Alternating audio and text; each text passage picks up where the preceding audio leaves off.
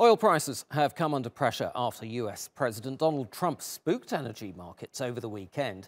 In a tweet, he said, "Just spoke to King Salman of Saudi Arabia and explained to him that because of the turmoil and dysfunction in Iran and Venezuela, I'm asking that Saudi Arabia increase oil production, maybe up to 2 million barrels to make up the difference. Prices too high." He has agreed. And this was the effect of that tweet. Brent crude prices slumped by around $1 to about $78.10 per barrel before recovering some ground. But at least some of the turmoil that Trump's referring to was caused by his own move in May to withdraw from an international nuclear deal with Iran.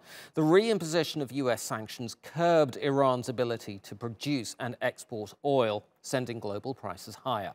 And to counter the drop in production from Iran and Venezuela, Russia and the oil producers cartel OPEC, which includes Saudi Arabia, agreed last month to effectively bump up their output by up to 1 million barrels a day. But that still doesn't seem to have satisfied Trump.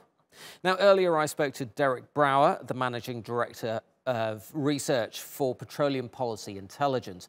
I asked him if Saudi Arabia and other OPEC members can maintain global oil supplies at current levels if Iranian exports are disrupted.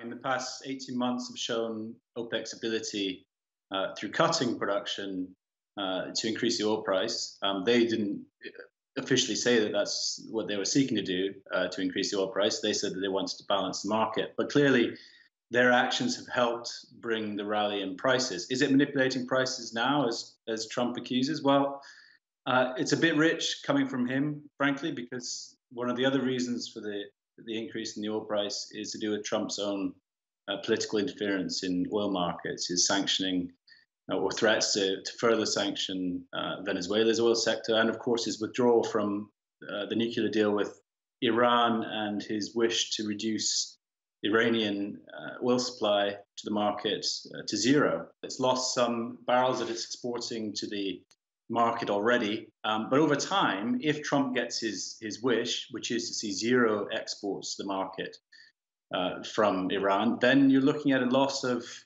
2.5% of global supply, 2.7 million barrels a day, for example. I mean, that's a huge amount that the market would lose. And of course, it'd be devastating for Iran's oil sector. The question really isn't whether Saudi Arabia can produce more oil. It can. It's whether Saudi Arabia and the other Gulf producers can produce enough to compensate for the losses from Iran, the losses from Venezuela, losses from Libya, losses from Nigeria, from Angola, even countries like Canada, which has lost 360,000 barrels a day of oil supply over the past few days.